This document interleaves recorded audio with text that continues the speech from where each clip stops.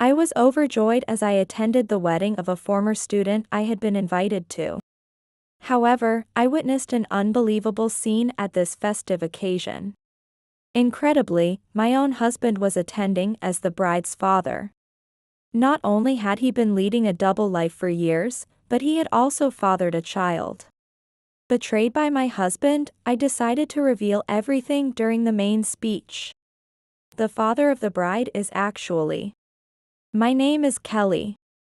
I am a 52-year-old working housewife.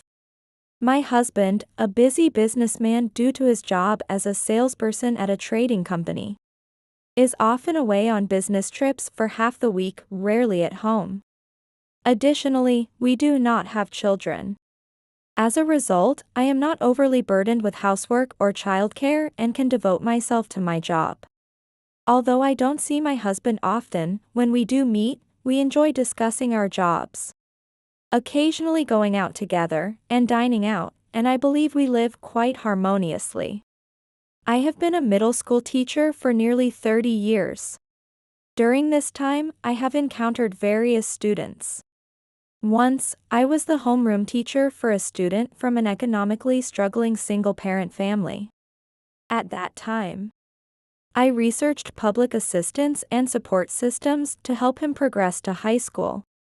Although it may have been beyond the scope of my duties as a teacher, I wanted to support my students to pursue their desired paths regardless of their family circumstances.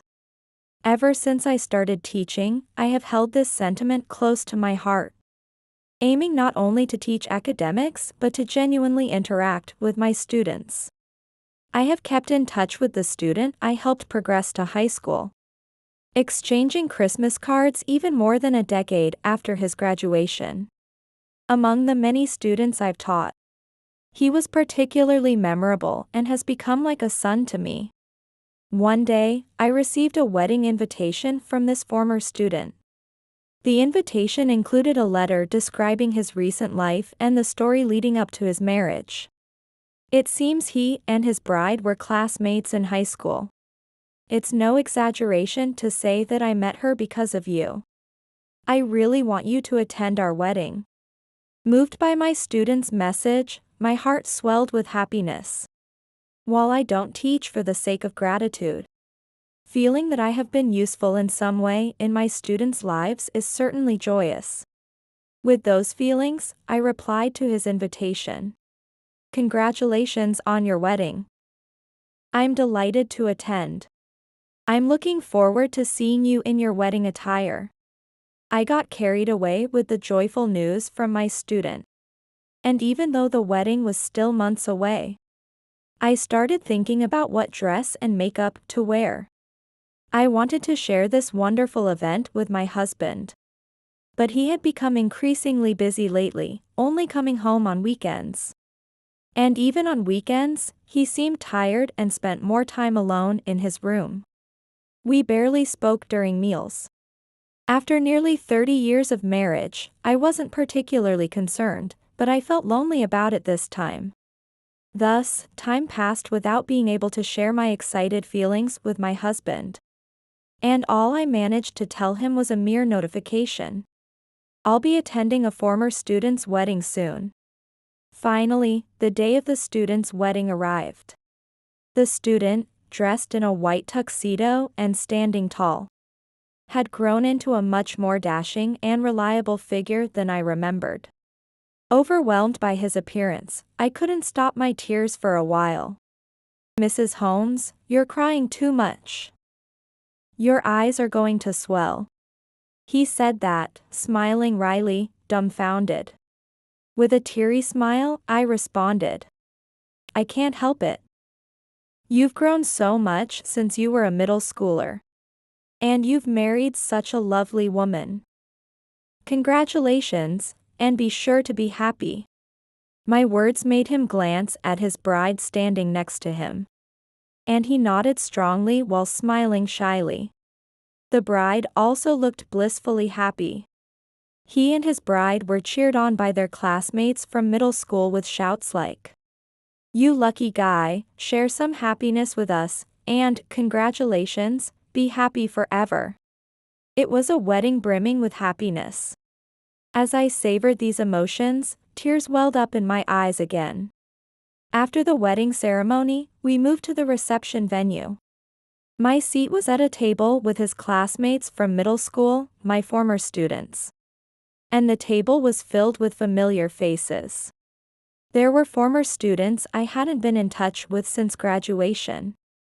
We were excited as if it were a school reunion. Some were married with children, some were working hard in their jobs. And others were pursuing research in graduate school. Listening to their stories, I was deeply moved by how those young students had grown into respectable adults. However, in this joyous and happy atmosphere, I witnessed something unbelievable. Just before the reception started, I decided to go to the restroom. As I walked toward the exit inside the venue, I thought I heard a familiar voice. "Oh, to think that little girl is getting married. It's quite moving." I instinctively turned toward the sound of the voice, and there was my husband, smiling as if savoring happiness. Moreover, he was unbelievably sitting in the bride's family section. I quickly turned my face away and quietly left the scene to avoid being seen by my husband. What was going on? Why was he here? I was completely confused and started to panic. Had he been related to the bride without my knowledge? But I had never heard the bride's surname from him. Or, because I turned my face away in haste. Perhaps the person I saw was just someone who looked like my husband. Though confused, I decided to check the seating chart for the reception. To my astonishment, my husband's name was indeed listed on the seating chart. Even more unbelievably, his name was listed as the father of the bride. Shocked, my mind went blank. How could he be the father of the bride? What kind of joke was this? Could it be a mistake on the seating chart? I kept looking at the seating chart, but no matter how many times I checked, my husband's name was unmistakably listed as the father of the bride. Even when I peeked again at the entrance of the reception venue, it was clear that the man sitting in the bride's family section was indeed my husband. Still, I couldn't believe that the bride could be my husband's daughter. Was it possible that my husband had a daughter from a previous marriage that I didn't know about? Or had he perhaps adopted a child without my knowledge? I considered all these highly unlikely possibilities. But the conclusion I came to was that my husband had a second household. It turned out that while married to me, he had been involved with another woman and had even fathered a child with her. This scenario made the most sense. My husband had often stayed out overnight on business trips from the beginning of our marriage to the present, so I had never doubted him. However, it seems likely that he used the guise of business trips to live a double life between my home and the bride's family's home. In other words, I had been betrayed by him throughout our marriage. Realizing this, I felt an indescribable and intense anger towards him. It was the first time in my life I felt such rage that everything before my eyes turned red. What was all the time I had spent with my husband up to now? I could not forgive such treatment. Overwhelmed by anger and emptiness, I resolved to retaliate against him. With a deep breath to calm myself, I carefully returned to my seat without being noticed by him, maintaining an unsuspecting demeanor. Shortly after I returned to my seat, the reception began, and the bride and groom entered the venue. The entire hall welcomed them with a round of applause. I clapped along with everyone else, but internally, I was seething with rage and resentment towards my husband. Despite my ugly feelings, the couple's reception progressed warmly and festively. Then came the time for speeches to congratulate the newlyweds. Having been asked by the groom, my former student, to speak, I gripped the prepared script and stood before the microphone. As I smiled towards the bride and groom's family seats and looked up, my eyes met my husband's.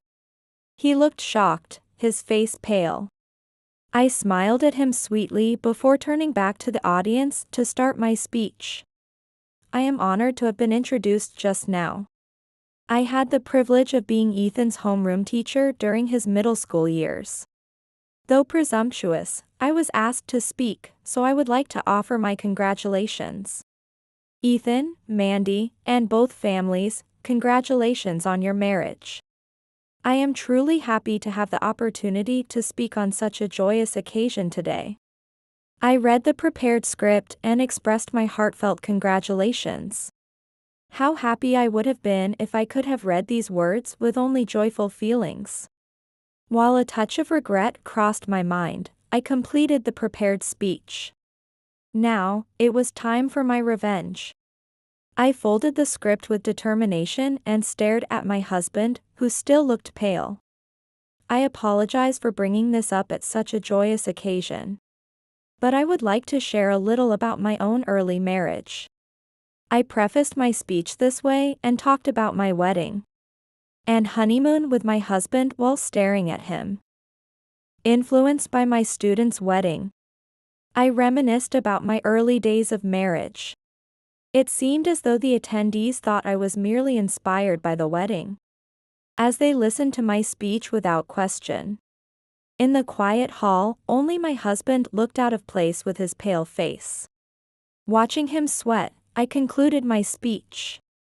The partner I just talked about, who has been my companion through thick and thin since our marriage, is now here as the father of the bride. Life is unpredictable, isn't it?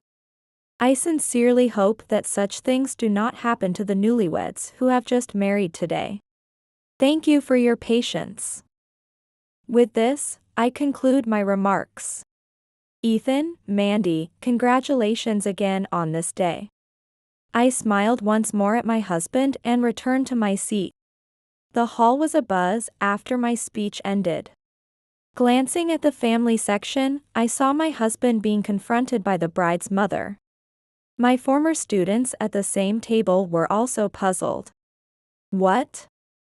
Mrs. Holmes, what does that mean? Your husband is the bride's father. I simply smiled at them without answering, gathered my belongings, and stood up. I'm sorry, but I no longer belong here. I'll take my leave now. Congratulations again today. I will apologize again later. I apologized deeply to the stunned bride and groom and left the reception venue. That night, my husband returned home and immediately knelt before me, apologizing. Kelly, I am truly sorry for everything until now. He then went on to explain at length.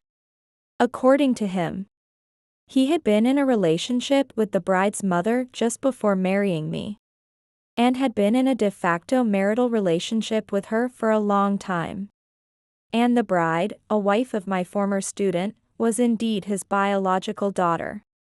As I had suspected, he visited his de facto marital partner's home under the guise of business trips, and lived there as part of their family. At the same time, when returning to our home, he would pretend to be on a business trip. He described the time spent with me, separate from his family with his de facto partner, as comfortable as being with a lover. I love both you and my other family. That's why I don't want to break up with you. I know it was wrong to hide my other family from you. But please, can you forgive me? Facing my husband, who tearfully begged for forgiveness, I felt nauseated by his audacity to continue his infidelity so blatantly. After decades of lying and betraying me, you ask for forgiveness now that you've been caught. How can you even say that? I can't understand it at all. I no longer want to be with someone as dishonest as you.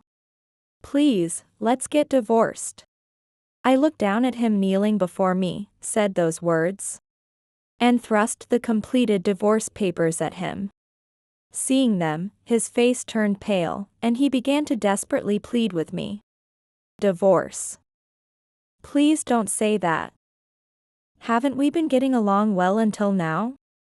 I just want to keep living happily with you. Please don't abandon me. As my husband continued to impose his selfish wishes on me, I was filled with anger and disgust. Are you serious? After learning such terrible truths, do you really think we can continue as if nothing happened? How much do you need to mock me before you're satisfied? Don't be ridiculous. Even as I consistently showed a stance of refusal and insisted on divorce, my husband stubbornly clung to his plea for forgiveness. Realizing that this was going nowhere, I reluctantly made a final ultimatum. If you keep this up, I'll contact your de facto marital partner. Let's have a talk together. After all, she's been deceiving me with you for years, right? In response to my words, my husband frantically tried to stop me. No, she's not to blame. She didn't know about us. Please, stop blaming her. Looking at his desperately defending his partner in infidelity, I felt nothing but disdain for him. It was hard to accept that the partner I had been with for nearly 30 years could be such a hopeless person. With a sense of emptiness, I dismissed him. Whether she knew about us or not doesn't matter to me. The fact remains that you were in a relationship with her. If you really don't want to cause her trouble, then sign this divorce paper right now. Finally, I managed to make him sign the divorce papers. The following day, I submitted the divorce papers to the lawyer's office. After a few months, our divorce was successfully finalized. At the same time, I kicked my ex-husband out of the house, and he tearfully packed his belongings and left. A few days later, I received a message from my ex-husband on my smartphone, which was astonishing. I've realized that I only truly love you, Kelly. Please, let's reconcile. I'll cherish you more than ever before. Apparently, after leaving our home, my ex-husband headed to his de facto partner's house. However, once the de facto partner, who had been unaware of his official wife, learned of the truth, she was furious. She rejected my ex-husband and refused to let him into her home. You liar. Cheater. Never show your face to me again. Rejected and abandoned by the de facto partner, he came begging back to me. Really, what does he think of me? Does he seriously think that I would conveniently forgive him and welcome him back? Disgusted by his behavior, which I could only see as mocking me, I felt extremely uncomfortable. With those feelings, I ignored all the messages from him in rapid succession, and blocked and deleted his contact information. Later on, I contacted my former student, the groom, and expressed my wish to apologize again. He accepted my request, so I visited their new home. I'm really sorry about the other day. I don't know how to apologize for ruining such a festive occasion. As I was about to cry from remorse while deeply apologizing, he hurriedly stopped me. Please, don't be like that. Sure, my wife and I were surprised that your husband was her father, but you did nothing wrong. The one at fault is your husband, who lied to you all this time. He said this with a smile and informed me about what happened to my ex-husband afterward. Apparently, he was ultimately rejected by both me and his de facto partner, and began living alone in a shabby single apartment. Furthermore, due to the long years of living a double life, he had almost no personal assets left and had to borrow money to pay me alimony. He is now desperately working to pay off that debt. During my divorce procedure, I also visited my ex-husband's relatives to inform them of the divorce. I detailed how he had been living a double life for many years, and his actions became widely known among his relatives. Naturally, no one took his side, and he was disowned by his parents and looked down upon by all his relatives. The bride, who is his biological daughter, also found his actions unforgivable and decided to sever ties with him. It's really embarrassing that my biological father was such a morally lacking and disgusting person. Indeed, the bride did nothing wrong, and I hope she doesn't worry about it. Thus, my ex-husband, who had been enjoying a life with a lover and a family separately, lost everything all at once. Someone as wonderful as you didn't deserve him. It might sound presumptuous coming from someone like me, a child compared to you. But please don't be too down about it. Seeing my student worrying about me with such a concerned expression, I felt a warmth in my heart. Thank you for your concern. I'm fine, really. In fact, I feel refreshed to have cut ties with such a worthless person. It's your wife and her mother who must be more shocked, so make sure you support them well. When I said this, he nodded firmly. His dependable attitude made my eyes well up again. After the divorce from my ex-husband, I've been living comfortably without any particular difficulties. We had kept our finances separate even when we were married, managing our money independently. Thus, I was financially and emotionally independent. And the divorce did not cause me any hardship. Rather, having completely my own time and space now, I've been able to devote more time to work and hobbies than ever before. I'm currently leading a fulfilling life, too busy to even remember my ex-husband.